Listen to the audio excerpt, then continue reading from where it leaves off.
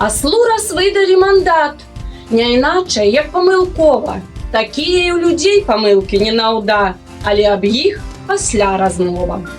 Ад шчасця гэтага ў асла аж галава кругом пайшла, і вылецеў з яе апошні розум, як п'яны стаў асёл, хоць быў цвярозым.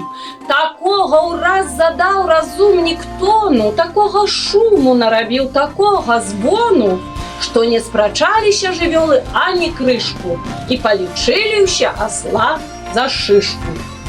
Ну і розум, вось дык галава, не раз гучалі хвалы словы. Другі дык ледь не цалаваў капыцікі асловы. А галава з мандатам у паўметра стаіць сабе ў хляве, жуе сабе авёс, псуе сабе паветра. Пры гэтым бедныя жывёлы і чхнуць баяцца без дазволу. Адзін вось толькі лыска, калі асла пабачыць блізка, заўсёды брэша: гау, гу-гу, цярпець я дурня не магу. Дык лыска што і сядзеў на ланцугу.